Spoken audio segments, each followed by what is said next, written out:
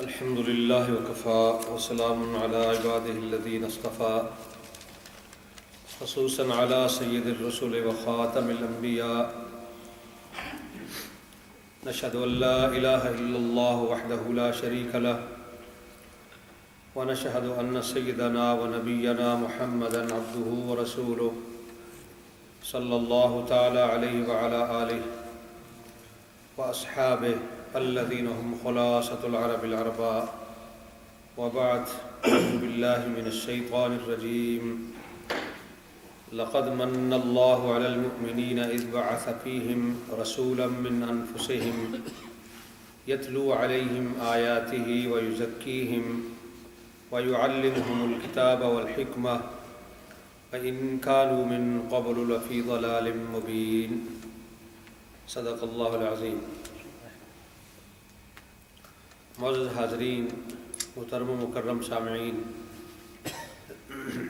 سورہ آل عمران کی آیت نمبر 164 میں نے تلاوت کی ہے، جس میں اللہ رب العالمین کا یہ ارشاد ہے کہ یقیناً اللہ تعالیٰ نے مومنین پر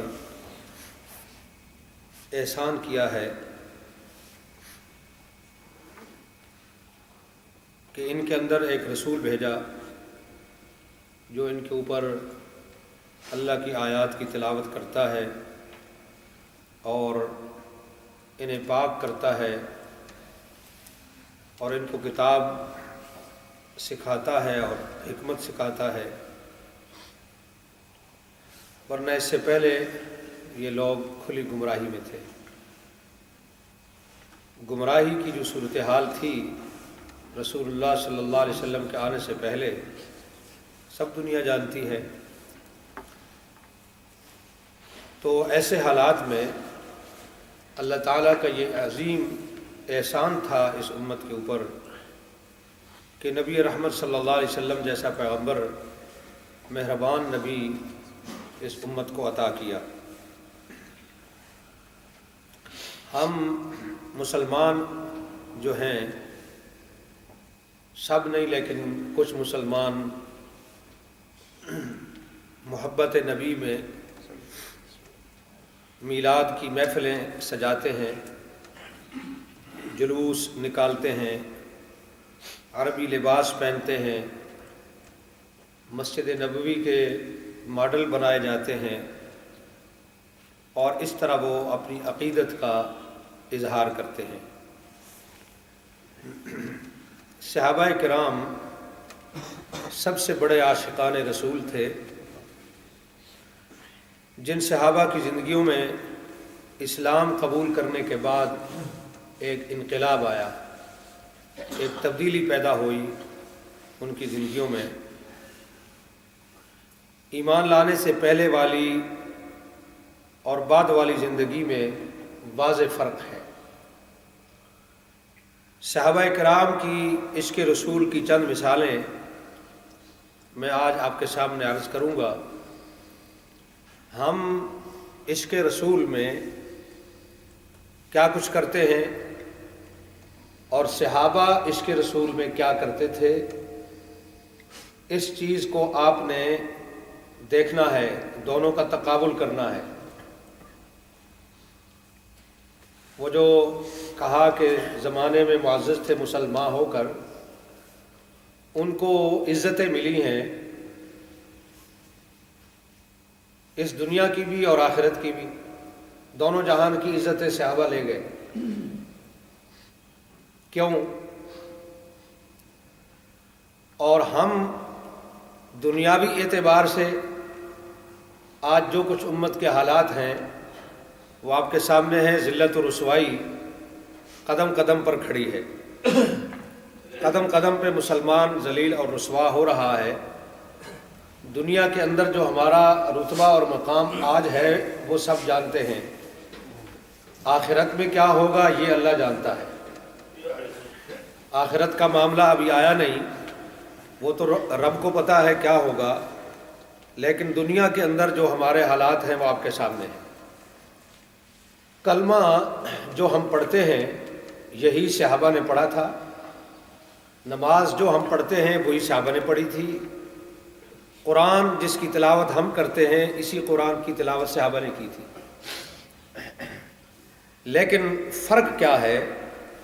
آپ آج کے خطبے کا عنوان جو ہے، یعنی جو ٹائٹل ہے، اس کو یہی سمجھ لیجئے کہ حب رسول کے چند نمونے۔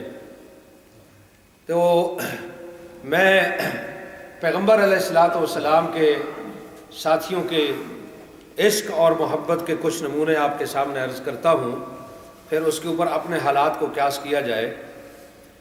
حضرت مصعب بن عمیر رضی اللہ عنہ ایمان لانے سے پہلے مکہ میں بہترین ریشمی لباس پہنتے تھے اور قیمتی خوشبو استعمال کرتے تھے۔ خوبرو نوجوان تھے، خوبصورت تھے، جہاں سے گزر جاتے اس گلی میں خوشبو پھیل جاتی۔ جب وہ ایمان لائے تو ان کا لائف سٹائل جو ہے وہ بالکل بدل گیا۔ ریشم کا لباس پہننے والا شخص موٹا اور کھردرا اور ٹاٹ پہننے لگ گیا، اور جس کی خوشبو مکہ میں مشہور تھی تو اسے خوشبو دیکھنا بھی نصیب نہ ہوئی۔ ان کی ماں جو ہے ان کے مسلمان ہونے پر بڑی پریشان تھی۔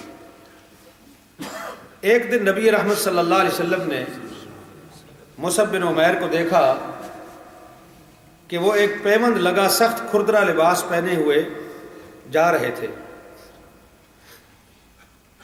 تو نبی علیہ السلام نے فرمایا، میں نے اس نوجوان کو مکے میں بہترین لباس پہنتے ہوئے دیکھا ہے، لیکن آج اس نے اللہ اور رسول کی محبت میں تمام آسائشوں کو اور تمام نعمتوں کو قربان کر دیا ہے۔ یہ مصعب بن عمیر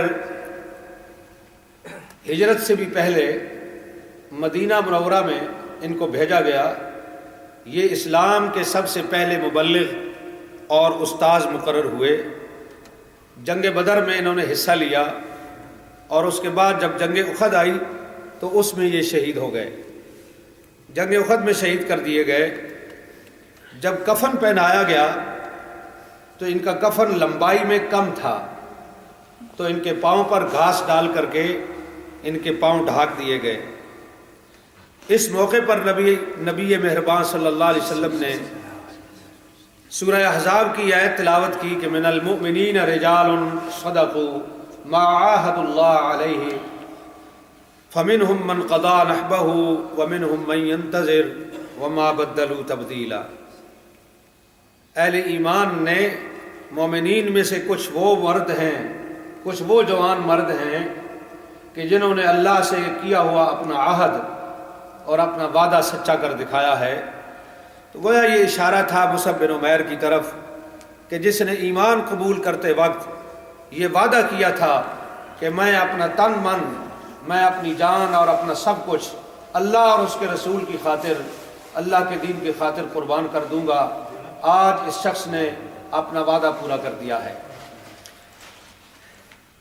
ایک اور صحابی ہیں، انصار سے ان کا تعلق ہے، سعد بن معاذ انصاری۔ مکہ کے مہاجرین اور حضور اکرم صلی اللہ علیہ وسلم کی مہمانداری اور خاطر تواضع کا انہوں نے حق ادا کیا۔ جب کفار مکہ نے بھاری لشکر کشی کی، لشکر چڑھا کر کے لائے، تو سعد بن معاذ نے نبی رحمت صلی اللہ علیہ وسلم سے عرض کیا۔ نبی علیہ السلام مشورہ کر رہے تھے لوگوں کے ساتھ کہ وہ لوگ آ رہے ہیں لڑنے کے لیے، تو کیا کیا جائے، کس طرح مقابلہ کیا جائے اور کیا حکمت عملی اختیار کی جائے۔ تو حضور علیہ السلام اس موقع پر پریشان بھی تھے۔ سعد بن معاذ اس پریشانی کے موقع پر کھڑے ہوئے۔ عین ایسے لمحات کے اندر اگر کوئی آدمی جو ہے وہ صاحب مشورہ دینے والا ہو اور آپ کی حوصلہ افزائی کرنے والا ہو تو حالات بدل جاتے ہیں۔ سعد بن معاذ اس پریشانی کی حالت میں کھڑے ہوئے اور انہوں نے کہا، اے اللہ کے رسول، ہم آپ پر ایمان لائے ہیں. پہلا جملہ. بات ایمان سے ہی شروع ہوتی ہے اور ایمان ہی پر ختم ہوتی ہے. ہم اپنی بات بدعات سے شروع کرتے ہیں اور بدعات کے اوپر ہی ان کو ختم کرتے ہیں. تو کہا اللہ کے رسول ہم آپ پر ایمان لائے ہیں اور ہم نے آپ سے وفاداری کا عہد کیا ہے. ہم نے یہ وعدہ کیا ہے آپ سے کہ ہم آپ کے وفادار رہیں گے.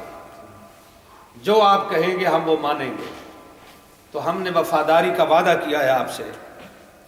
ہم اللہ کو گواہ بنا کر کے کہتے ہیں جس اللہ نے آپ کو نبی بنا کر بھیجا ہے کہ اگر آپ ہم کو سمندر میں کود جانے کا حکم دیں گے تو خدا کی قسم ہم کود جائیں.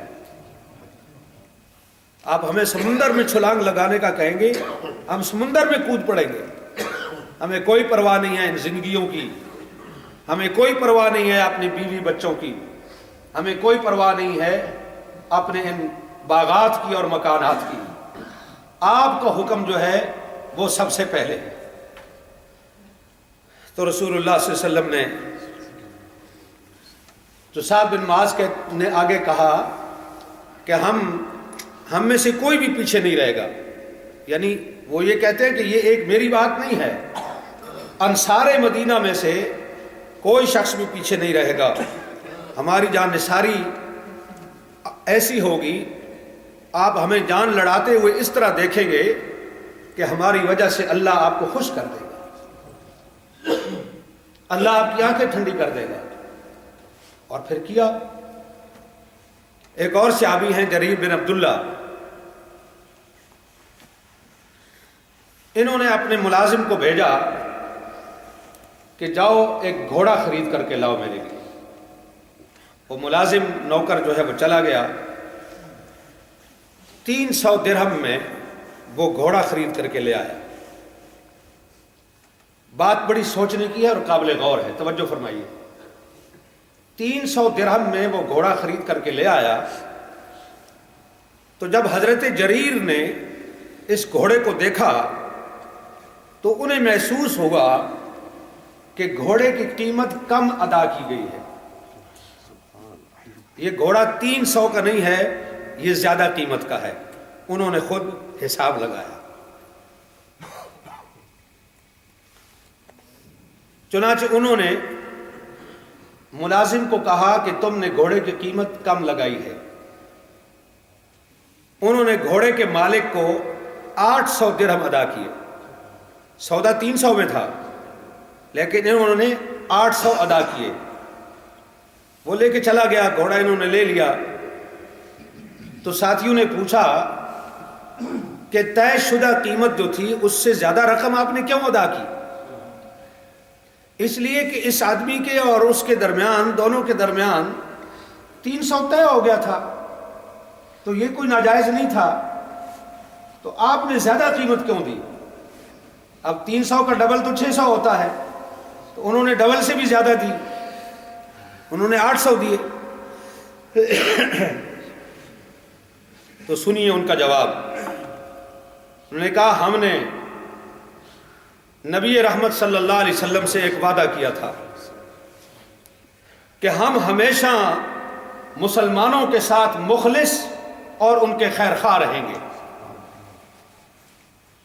اور مجھے پتا ہے کہ یہ گھوڑا 300 کا نہیں, یہ 800 کا تھا. اور گھوڑے کا مالک سادہ تھا بیچارہ, دیہاتی آدمی تھا, اسے اپنے مال کی قیمت کا اندازہ نہیں تھا. وہ اپنی سادگی میں تھوڑی قیمت پر بیچ رہا تھا. لیکن ہم نے تو اللہ کے رسول سے وعدہ کیا تھا کہ ہم ہر ایک کی خیر خواہی کریں گے اور ہر ایک کے ساتھ مخلص رہیں گے. اس وعدے کا یہ تقاضا ہے کہ میں 300 نہیں 800 درہم اس کو دوں, اصل قیمت ادا کروں. میرے سمیت ہم سب اپنے گریبانوں میں منہ ڈال کر کے دیکھیں کہ ہمارے اندر کون سا ایسا مسلمان موجود ہے جس کے اندر یہ صفت ہو, جو یہ کام کرنے والا ہو جو جریر بن عبداللہ نے کیا ہے. عشق رسول, محبت رسول کے دعوے, یہ گلے سے اوپر اوپر ہیں، ان کے اندر تھے۔ حب رسول اور عشق رسول ان کے جسم و جان کے اندر رچ بس چکا تھا۔ اور یہ واقعہ گھوڑے کا نبی علیہ السلام کی وفات کے بعد ہے، پیغمبر موجود نہیں ہے دنیا میں کہ جن کو جواب دینا پڑے یا وہ پوچھیں کہ جریر تم نے تو یہ وعدہ کیا تھا، کوئی پوچھنے والا نہیں ہے۔ اور اگر شریعت کے فتوے کی آپ بات کریں تو فتوے کی روح سے، شریعت کے روح سے تو ٹھیک تھا کہ گاہک اور مالک کے درمیان ایک قیمت طے ہو گئی، بس ٹھیک ہے، تھوڑی طے ہوئی زیادہ ہوئی، دونوں راضی ہیں، بات بن گئی۔ لیکن نہیں، یہ وہ حب رسول اور عشق رسول جو اندر موجود ہے، وہ اندر سے ضمیر کو بیدار کرتا ہے اور وہ سبق یاد دلاتا ہے۔ اگر صحیح معنوں کے اندر پیغمبر کی محبت اپنے اندر ہو تو وہ قدم قدم پر آپ کو احساس دلائے گی کہ جو کام تو کر رہا ہے یا کرنے والا ہے، اس کام میں تیرے رسول کی رہنمائی کیا ہے، اس میں تیرے پیغمبر کا حکم کیا ہے۔ ایک صحابی نبی صلی اللہ علیہ وسلم کے پاس آئے، ان کے ہاتھ میں سونے کی انگوٹھی تھی، تو رسول اللہ صلی اللہ علیہ وسلم نے صرف ایک جملہ فرمایا۔ آپ نے فرمایا مسلمان مرد کے لیے سونا پہننا منع ہے، بس۔ اس کو یہ نہیں کہا کہ تم نے کیوں پہنی ہوئی ہے، تم نہ پہنو، تم نے حرام کام کیا ہے۔ ہم جب دیکھتے ہیں تو آج ہمارے رویے یہ ہیں کہ فوری طور پر پہلے تو ڈنڈا مارتے ہیں مسئلہ بتاتے ہوئے اگلے کے سر میں، اور پھر اس کے بعد وضاحتیں ہوتی رہتی ہیں۔ یہ پیارا انداز ہے نبی علیہ السلام کا، دین سکھانے کا، تربیت کرنے کا۔ آج ہمارے لوگوں کی تربیت کیوں نہیں ہوتی؟ اس لیے کہ ہم تربیت کرنے والے ہی ایسے ہیں کہ جو پتھر پھینکتے ہیں۔ جب مربی ایسا ہوگا تو تربیت کیسی ہوگی؟ وہ کہتے ہیں نا، مثل مشہور ہے، جیسی روح ویسے فرشتے، جو جو تسی ہے وہ جو تانوں مولوی بھی ملے۔ تو رسول اللہ صلی اللہ علیہ وسلم نے فرمایا کہ مسلمانوں کو، مسلمان مرد کو سونا پہننا منع ہے۔ اس نے فوراً انگوٹھی اتاری اور پھینک دی۔ ساتھیوں نے کہا کہ رسول اللہ صلی اللہ علیہ وسلم نے تجھے کہا تھا کہ مرد کے لیے پہننا منع ہے، تیرے گھر میں عورتیں بھی تو ہیں، تجھے انگوٹھی اپنے گھر کی کسی عورت کو دے دیتا، ان کے لیے تو جائز ہے۔ اس نے فرمایا نہیں، جس انگوٹھی پر میرے آقا کی ناپسندیدگی کی نظر پڑ گئی ہے، میں اپنی کسی عورت کو بھی نہیں پہنا سکتا۔ جس چیز کو میرے آقا نے ناپسند کر دیا ہے، وہ چیز میرے گھر میں کیسے جا سکتی ہے؟ یہ ہے عشق رسول۔ اور پھر ایک اور صحابی کا اسی سے ملتا جلتا واقعہ ہے، اس نے سرخ رنگ کی چادر پہنی ہوئی تھی، تو رسول اللہ صلی اللہ علیہ وسلم نے اس رنگ پر اپنی ناپسندیدگی کا اظہار کیا۔ یعنی یہ نہیں کہا کہ منع ہے سرخ رنگ پہننا، مرد کو سرخ رنگ پہننا منع نہیں کیا نبی علیہ السلام نے، لیکن اس رنگ کو حضور نے پسند نہیں کیا۔ تو اس کی سرخ چادر دیکھ کر حضور نے ناپسندیدگی کا اظہار کیا۔ اس نے کوئی جواب نہیں دیا، خاموشی سے مجلس رسول سے وہ اٹھا، گھر چلا گیا۔ گھر جا کر اس نے اپنی اس چادر کو آگ لگا دی، جلا دی۔ تو دیکھنے والوں نے کہا کہ نبی نے تیرے اوپر ناپسند کیا تھا، عورتیں تو سرخ رنگ پہنتی رہتی ہیں، تو اپنے گھر کی کسی خاتون کو دے دیتا۔ اس نے بھی یہی جواب دیا جو اس پہلے نے دیا تھا۔ اس نے کہا تھا جو چیز میرے نبی کی نظر میں ناپسند ہو گئی ہے تو میرا ضمیر مجھے اجازت نہیں دیتا کہ میرے گھر میں وہ چیز استعمال ہو۔ حالانکہ اگر وہ استعمال کر لیتا گھر میں، عورتوں کو دے دیتا، تو کوئی ناجائز نہیں تھا، شریعت کی روح سے جائز تھا، حلال تھا۔ لیکن نہیں، حب رسول جو اس کے اندر تھی، اس کے عشق رسول کا تقاضا یہ تھا اس نے جلا دی. اس نے کہا نہیں، رسول نے ناپسند کی ہے، اس لیے یہ چیز میرے گھر میں اب نہیں رہے گی. ذرا غور فرمائیے کہ ہم کتنے کام وہ کرتے ہیں جو رسول کو ناپسند ہے، جو اللہ کے نبی کو ناپسند ہے. ہماری زندگی ان کاموں کے اندر گزر رہی ہے جو پیغمبر علیہ السلام کو ناپسند ہے، لیکن پھر بھی ہم دنیا کے سب سے بڑے عاشق رسول ہیں. ہمارا ہر عمل پیغمبر کے عمل اور سنت کے خلاف ہے، پھر بھی ہم سب سے بڑے محب رسول ہیں. اویس کرنی کے بارے میں آپ نے سنا ہوگا، حالانکہ وہ صحابی نہیں ہے، رسول اللہ کے زمانے میں وہ تھے، یمن کے ہیں، مسلمان ہو گئے تھے، لیکن حضور کو دیکھنا نصیب نہیں ہوا. ان تک یہ خبر پہنچی کہ پیغمبر علیہ السلام کا دانت شہید ہو گیا ہے. اس نے حب رسول میں اپنا دانت توڑ دیا. میں یہ نہیں کہتا کہ آپ دانت توڑوا لیں حب رسول میں، لیکن کم از کم جن چیزوں کے کرنے کا رسول اللہ نے ہمیں حکم دیا ہے ان کے اوپر تو سیدھے ہو جاؤ، ان پر تو کمر بستہ ہو جاؤ. خبیب بن عدی یہ بھی انصاری صحابی ہیں، گرفتار کر لیے گئے، مکہ میں لے جائے گئے. ابو سفیان کا دور ہے مکہ میں، سزائے موت کا حکم سنایا گیا کہ ان کو پھانسی لگائیں گے. وہاں جب ان کو پھانسی کا پھندا تختے پہ ان کو چڑھایا گیا حضرت خبیب بن عدی کو، تو ابو سفیان نے ایک جملہ کہا، ذرا غور فرمائیے. ابو سفیان جو مکے والوں کا سردار تھا، کافر تھا اس وقت، اس نے ایک جملہ کہا کہ خبیب کیسا رہے گا کہ اگر تیری جگہ محمد ہو اور اس کے بدلے میں تجھے رہا کر دیا جائے، تجھے چھوڑ دیا جائے. تو سنیے جواب اس عاشق رسول کا جس کے ایک ایک رگ میں محبت رسول بھری ہوئی تھی. اس نے کہا، اس نے یہ جواب دیا، خدا کی قسم میں تو یہ بھی پسند نہیں کرتا کہ محمد کو گھر بیٹھے ہوئے ان کے پاؤں میں کانٹا چبھے اور اس کے بدلے میں میری جان بخشی کر دی جائے. میں تو ان کے پاؤں میں ایک کانٹا بھی چبھائے جانے کا روادار نہیں ہوں. تم کہتے ہو کہ وہ یہاں ہوں. ابو سفیان نے یہ بات سنی تو وہ مڑا پیچھے، اور اس نے وہاں جو حاضر موجود تھے اس کے ساتھی مکے والے، ان سے کہا، دیکھا یہ ہے محمد کے ساتھیوں کا حال جس کی مثال نہیں ملتی. تو جن باتوں کو صحابہ کرام نے اہمیت دی ہم اہمیت نہیں دیتے، اور جن باتوں کو صحابہ کرام نے نظر انداز کیا ہم وہ کرتے ہیں. ٹخنوں سے شلوار اوپر ہونی چاہیے، ٹراؤزر جو ہے ٹخنے ننگے ہونے چاہیے، یہ سنت یاد ہے ہمیں.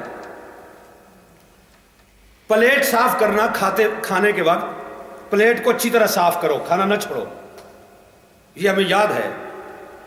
پلیٹ صاف کرنی یاد ہے، لیکن دلوں کے اندر قدورتیں صاف کرنا یہ ہمیں یاد نہیں رہا.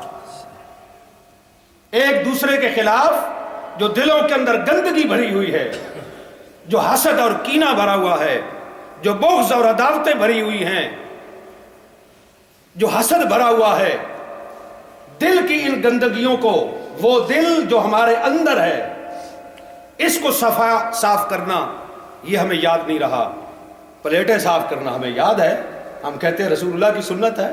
اور خدا کے بندو، یزکیہم ویعلمہم الکتاب والحکمہ، قرآن بتا رہا ہے کہ یہ پیغمبر کا منصب تھا، یزکیہم، لوگوں کے دلوں کو صاف کرنا، دلوں کے اندر سے قدورتیں اور یہ چیزیں ختم کرنا. پیٹ پر پتھر باندھنے والی سنت اور دانت شہید کروانے والی سنت، اور شیب ابی طالب میں 3 سال قید رہ کر اور 3 سال تک درختوں کے پتے اور گھاس کھا کر گزارا کرنے والی سنت، یہ ہمیں یاد نہیں. ہم روزہ مبارک کی جالیوں کو چومتے ہیں. اگر روزہ مبارک کی جالی کو ہاتھ لگانا یا چومنا نصیب ہو جائے، ہم فخر سے سر بلند ہو جاتا ہے کہ ہم نے رسول اللہ کے روزے کی جالی کو چوم لیا ہے. روزے کی جالیوں کو تو ہم چومتے ہیں، لیکن جو اس روزے والے کے دشمن ہیں ان کے ساتھ ہمارے تعلقات ہیں، ان کے ساتھ ہمارے رشتے ہیں، ان کے ساتھ ہمارے معاہدے ہیں، ان کے ساتھ ہمارا بیٹھنا ہے، اٹھنا بیٹھنا ہے. انصار مدینہ نے آپ کی خدمت میں پیشکش کی. انصار نے جب مہاجر آئے مکے سے تو انصار کھڑے ہو گئے. انہوں نے کہا یا رسول اللہ ہمارے باغات تقسیم کر دیجئے ان کو. فرمایا نہیں، تم بھی اپنا حصہ رکھو. کہا پھر آدھا ہمارے لیے چھوڑ دیجئے اور آدھی زمینیں اور آدھے باغات اور آدھی جاگیریں ان کو دے دیجئے. اب آپ ذرا انصار کا ایثار دیکھیں، قربانی دیکھیں. رسول اللہ صلی اللہ علیہ وسلم نے فرمایا یہ جو مکے سے مہاجر آئے ہیں یہ زمیندار نہیں ہیں، یہ بزنس مین لوگ ہیں. مکے میں بزنس ہوتا تھا، وہاں زمینیں نہیں ہیں، باغات نہیں ہیں. انہیں زمینداری کا اور باغبانی کا کوئی تجربہ نہیں ہے. کیا ایسا نہیں ہو سکتا کہ باغبانی اور کھیتی باڑی تو تم خود کرو اور جب فصل تیار ہو جائے تو فصل کا آدھا حصہ ان کو دے دو، مہاجرین کو؟ تو انصار نے کہا اللہ کے رسول کی آنکھیں اگر اس کام سے ٹھنڈی ہوتی ہیں تو ہم یہ بھی کرنے کے لیے تیار ہیں. تو کھیتی باڑی اور محنت، زمینیں بھی ان کی، انصار کی، کھیتی باڑی بھی وہ کرتے ہیں، محنت بھی وہ کر رہے ہیں، اور جب فصل تیار ہوتی ہے تو فصل کا آدھا حصہ مہاجرین کے گھروں میں ان کے مانگے بغیر ان کے گھروں میں پہنچ جاتا ہے. یہ ہے حب رسول. ہم ایک دھیلا بھی کسی کو دینے کے لیے تیار ہیں. ابھی ہم سیرہ کانفرنس انشاءاللہ کریں گے اسپاربرو اسلامک سینٹر کی طرف سے، مارچ میں انشاءاللہ ہو رہی ہے. دیکھیں گے کہ پھر اشار کا موقع آئے گا، ہم دیکھیں گے کہ حب رسول میں اور رسول کے نام پہ ہم کتنا آگے بڑھتے ہیں. اس موقع پر مہاجرین نے کہا یا رسول اللہ یہ سارا اجر اور ثواب تو یہ انصار سمیٹ کر لے گئے. اس لیے حضور نے فرمایا نا کہ الید العلیا خیر من ید السفلی، اوپر والا ہاتھ نیچے والے ہاتھ سے بہتر ہے، دینے والا ہاتھ بہتر ہے لینے والے ہاتھ سے. تو مہاجرین نے کہا یہ تو سارا ثواب لے گئے. رسول اللہ صلی اللہ علیہ وسلم نے کہا نہیں، جب تک تم ان کی تعریف کرتے رہو گے، یہ جو تمہیں دے رہے ہیں، جب تک ان کا شکریہ ادا کرتے رہو گے اور اللہ کے آگے ان کے لیے دعائیں کرتے رہو گے تو تمہیں بھی پورا پورا اجر ملتا رہے گا. سمجھے آپ بات کو کہ جو شخص تمہیں کوئی چیز دیتا ہے تم پر لازم ہے کہ اس کا شکریہ ادا کرو، اور آپ پر لازم ہے کہ آپ اس کے لیے دعا خیر کرو. اس کے سامنے نہیں، اس کے پیٹھ پیچھے اس کے لیے دعائیں مانگو کہ اللہ اس نے میری ضرورت پوری کی ہے، تو اس کی دنیا اور آخرت کی ضرورتیں پوری کر دے، تو اس کو ایمان نصیب کر دے. اگر کافر ہے، اگر کافر آپ کے ساتھ کوئی ہیلپ کرتا ہے تو اس کے لیے بہترین دعا ایک غیر مسلم کے لیے جو ہے وہ یہ ہے اللہ اس کو ہدایت دے دے، اس کو جہنم کی آگ سے بچا لے. یہ تمام عشق رسول ہے، یہ تمام حب رسول ہے. بنی نذیر کا علاقہ فتح ہوا. بنی نذیر کی زمین جب فتح ہوئی اور وہ سارا علاقہ حضور علیہ السلام کے قبضے میں آیا تو نبی علیہ السلام تقسیم کرتے تھے لوگوں کے درمیان. تو تقسیم جب ہونے لگی تو انصار کھڑے ہو گئے. انہوں نے کہا یا رسول اللہ ہمیں کچھ نہیں چاہیے، یہ ساری کی ساری جاگیریں مہاجرین کو دے دیں. اشار دیکھیں ان لوگوں کا. انصار کا معنی ہے مدد کرنے والا. انصار کو ان کی قوم کا نام نہیں تھا، انصار ان کے قبیلے کا نام نہیں تھا، انصار ان کو لقب ملا ہے اس وجہ سے جو انہوں نے رسول اللہ کی اور مسلمانوں کی مدد کی تھی. انصار کا معنی ہوتا ہے مدد کرنے والا. ہم وہ رسول کے امتی ہیں جو دوسروں کے کپڑے کھینچنے والے ہیں، دوسرے کے گلے سے کپڑے اتارنے والے ہیں اور وہ اپنے کپڑے اتار کر دوسروں کو دینے والے تھے. اس لیے ان کو تو انہوں نے کہا ان کو دے دیجئے. یہ اسلامی بھائی چارہ ہے. بحرین کا علاقہ جب فتح ہوا، یہ حضور علیہ السلام کی زندگی میں ہوا، تو نبی علیہ الصلوۃ والسلام چاہتے تھے کہ یہ بحرین کی ساری زمینیں انصار کو دے دی جائیں، اس لیے کہ آج تک انصار نے بہت قربانی دی ہے. تو میں چاہتا ہوں کہ ان کی اس قربانی کا کچھ بدلہ یہاں ان کو ملنا چاہیے. تو حضور چاہتے تھے کہ بحرین کا علاقہ ان کو دے دیا جائے، مگر انصار نے کہا ہم کچھ نہیں لیں گے، ہم نہیں لیں گے جب تک کہ جتنا آپ ہمیں دینا چاہتے ہیں اتنا ہی مہاجرین کو جب تک آپ نہیں دیں گے اس وقت تک ہم نہیں لیں گے. یہ ایثار ہے، یہ بھائی چارہ ہے، یہ وہ مواخات ہے جو نبی علیہ السلام نے اپنی امت کے اندر قائم کی. حقیقت یہ ہے ہم مسلمانوں کا تعلق نبی رحمت سے ذاتی بھی ہے، آئینی بھی ہے، اخلاقی بھی ہے، روحانی بھی ہے، عملی بھی ہے. یہ سارے تعلق ہیں پیغمبر کے ساتھ ہیں. لیکن یقین جانیے کہ سارے تعلقات آج ہم نے توڑ دیے ہیں. صرف ایک جذباتی تعلق جو ہے وہ پیغمبر کے ساتھ ہمارا موجود ہے بس. باقی عملی تعلق، فکری تعلق، روحانی تعلق، آئینی اور قانونی تعلق، وہ سارا تعلق پیغمبر کے ساتھ جو ایک امتی کا ہوتا ہے وہ ہم نے چھوڑ دیا ہے. ایک جذباتی تعلق ہمارے اندر ہے. یہی وجہ ہے کہ جب دنیا میں کہیں بھی رسول اللہ کی توہین ہوتی ہے تو مسلمان اس کو برداشت نہیں کرتا، جذبات میں آ کر وہ قتل بھی کرتا ہے اور اپنے ملکوں میں اپنی ہی دکانوں اور گاڑیوں کو آگے بھی لگاتا ہے. جذبات میں ہمارا جذبات کا تعلق ہے. صحابہ کرام کا جذبات ان کے اندر بھی تھے، ایسا نہیں ہے کہ ان میں جذبات نہیں تھے، ان میں غیرت نہیں تھی. وہ سب سے زیادہ غیرت مند تھے اور بہت بڑا جذبہ تھا ان کے اندر. یہ جو کام انہوں نے کی، جو میں نے چند مثالیں آپ کے سامنے رکھی ہیں، جذبے کے بغیر ہوتی ہے یہ کام، ہوتا ہے یہ کام. لیکن ہمارے اندر وہ جذبہ نہیں ہے جو مطلوب ہے، جو صحابہ میں تھا، جو آل بیت میں تھا اور جو جذبہ رسول اللہ نے پیدا کیا ہے. جب ہم منبر و محراب پہ کھڑے ہوتے ہیں تو عجیب عجیب قصے ہیں. کیا کہا جائے، وقت ختم ہو گیا ہے. ہارون الرشید کے کہیں باہر نکلا ہوا تھا بغداد سے، جمعے کا دن تھا، تو جمعے کا وقت ہوا تو کسی مسجد میں چلا گیا جمعے کی نماز پڑھنے کے لیے. خطیب صاحب نے دیکھا کہ بادشاہ سلامت آئے ہیں تو اس نے کہا آج آیا ہے قابو، چلیں آج ہم بھی سنا لیتے. اس نے کہا آج کا بادشاہ، اس نے یہ کیا، وہ یہ کرتا ہے، وہ ایسے کرتا ہے، اس نے یہ غلطیاں کی، اس نے یہ کیا. خوب سنائی اس نے. ہارون رشید سنتا رہا. نماز ختم ہو گئی تو ملاقات کے لیے امام صاحب کے آگے وہ حاضر ہوا ہارون الرشید. تو مصافحہ کیا، خیر خیریت پوچھی. اس کے بعد اس نے کہا حضرت ذرا یہ بتائیے کہ موسیٰ علیہ السلام کا درجہ زیادہ ہے یا آپ کا؟ اس نے کہا امیر المومنین آپ کیا کہہ رہے ہیں، کہاں موسیٰ اللہ کا نبی اور کہاں میرے جیسا گناہگار آدمی. کہا اچھا تو موسیٰ کے مقابلے میں فرعون تھا، تمہارے مقابلے میں میں ہوں، یہ بتاؤ میرے اور فرعون میں کیا فرق ہے؟ اس نے کہا امیر المومنین خدا کا خوف کیجئے، آپ امیر المومنین ہیں، آپ مسلمان ہیں، اور فرعون تو کافر بے ایمان تھا، اس کا اور آپ کا کیا مناسبت؟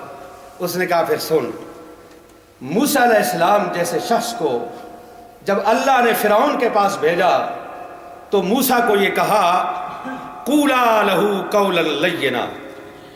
موسیٰ اور ہارون دونوں جاؤ فرعون کے پاس، اذهبا الی فرعون انہ طغی، فرعون کے پاس جاؤ، بہت بڑا سرکش ہے، بہت بڑا بے ایمان ہے، جاؤ اس کے پاس اسے دعوت دو، لیکن خیال کرنا قولا لہو قولا لینا، نرمی سے بات کرنا، ڈنڈا نہیں مارنا اس کے سامنے، سختی سے بات نہیں کرنا، لینا نرمی سے، پیار سے، محبت سے اس کو سمجھانا. لعلہ یتذکر او یخشی، ہو سکتا ہے تیری نرمی سے وہ مان جائے. نہیں ماننا تھا اس نے نہیں مانا، لیکن پیغمبر کو یہ ہدایت دی گئی کہ فرعون جیسے شخص کے ساتھ بھی نرمی کے ساتھ بات کرو. ہم اپنوں کے ساتھ بات کرتے ہیں تو گریبان میں ہاتھ ڈال کر ان کے ساتھ بات کرتے ہیں, آنکھوں میں آنکھیں ڈال کر بات کرتے ہیں. تو فرعون نے توہین نہیں کی تھی موسیٰ علیہ السلام کی, ابو جہل نے نہیں کی تھی نبی علیہ السلام کی. تو مسئلے کا حل یہ نہیں ہے کہ ہم جذبات میں لوگوں کے گریبان پکڑے, ہم جذبات میں لوگوں کو قتل کریں, ہم جذبات میں دہشت گردی کو پروموٹ کریں. یہ مسئلے کا حل نہیں ہے. مسئلے کا حل وہ ہے جو آپ نے ان مثالوں کے اندر سنا, جو کردار صحابہ نے ادا کیا ہے کہ جب بھی امت کے اوپر مشکل وقت آئے اور جب بھی لوگ تمہارے پیغمبر کی توہین کے لیے کھڑے ہو جائیں, اس وقت تمہارا کام یہ ہے کہ تم صبر کا دامن ہاتھ سے نہ چھوڑو اور پیغمبر کی سیرت اور سنت کے اوپر عمل کرو اور پیغمبر کی طرف لوگوں کو بلاؤ, لوگوں کو دعوت دو کہ لوگوں جو تم خاکے اور کارٹون بنا رہے ہو اور توہینیں کر رہے ہو, ہمارا پیغمبر ایسا نہیں تھا. ہمارا پیغمبر تو یہ تھا. پیغمبر کی تعلیم اور پیغمبر کا طریق ان کے سامنے رکھو. ہو سکتا ہے کہ وہ بھولے ہوئے لوگ بھی ایمان کے اندر داخل ہو جائیں. تو اللہ عمل کی توفیق دے ہمیں. آخر دعوانا الحمدللہ. انگلش آنے دیتے ہیں آج جی انگلش آنے دیتے ہیں ختم 12:50 پہ آپ مجھے کہتے ہیں ختم کرنے کے لیے, تو میں نے کیا بولا, آپ 10 منٹ کر لیجیے. نہیں پھر لیٹ ہو جائیں گے, کیا فرق چلیں تو پھر میں جاری رکھتا ہے. ہاں ہوں. چلو ٹھیک ہے. تو حضرات, میں نے شروع میں یہ کہا کہ ہم میلاد مناتے ہیں, جلوس نکالتے ہیں, ہم محفلیں سجاتے ہیں, ہم کانفرنسیں کرتے ہیں نبی علیہ السلام کی سیرت کے عنوان سے, اور بس جلوس نکال کر میلاد النبی کی محفل سجا کر جلسہ اور کانفرنس کر کے ہماری محبت اور عشق رسول کا تقاضا پورا ہو جاتا ہے. پھر سارا سال ہم بس خاموش ہوتے ہیں. پھر جب ربیع الاول آتا ہے تو پھر ہماری آنکھیں کھلتی ہیں, یہ تو رسول کی ولادت کا مہینہ ہے, چلے ہمیں کچھ حرکت کرنی چاہیے. لیکن صحابہ مسلسل حب رسول کے عمل کے اندر تھے, صحابہ مسلسل اس کے اندر تھے.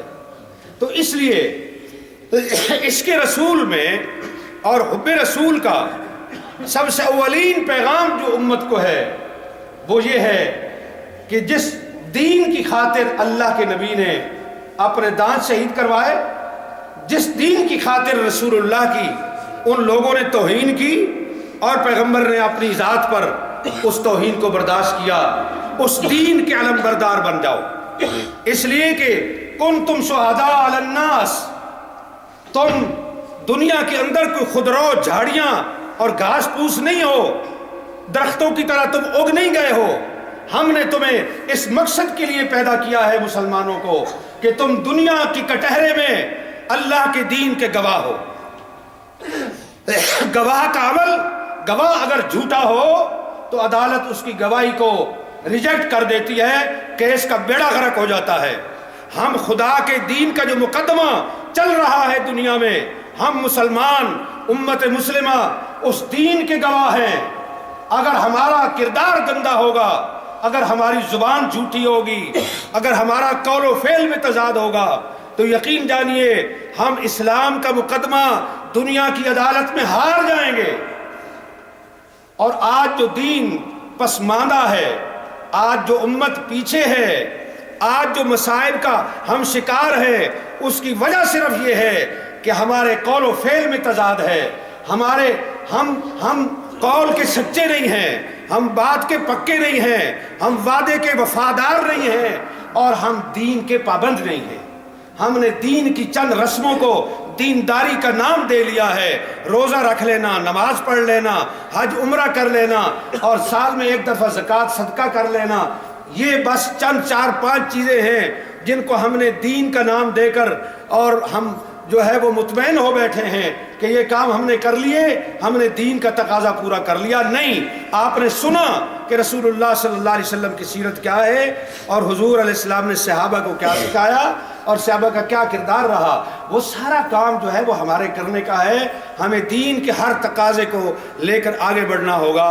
اگر اس کیس کے گواہ ہم مخلص اور سچے ہو جائیں اور صحیح ہو جائیں تو یقین جانیے الاسلام یعلو ولا یعلا, اسلام تو دنیا میں سر جھکانے کے لیے نہیں, سر بلند کرنے کے لیے آیا ہے. تو اللہ تعالیٰ उम्मत मुस्लिम को उठाएगा इनको। ये आज के गिरे हुए ज़रूर उठेंगे, लेकिन हमें भी उठने के लिए कुछ मेहनत करनी पड़ेगी। अब एक आदमी हमें हाथ दे रहा है, हाथ करो मैं तुम्हें ऊपर उठाऊं। अब वो तो उठाना चाहता है, मैं अपना हाथ देता ही नहीं हूं, तो कैसे उठूंगा? भाई अल्लाह की रहमत आपकी तरफ बढ़ना चाहती है, लेकिन आप अपना हाथ खुदा की रहमत की तरफ बढ़ाइए और फिर देखिए कि किस तरीके से दुनिया में आप इज्जत वाले और सरबुलंद होते हैं। आखिर दावाना आपसे अंडर प्रेशर हो जाता है ना, फिर आप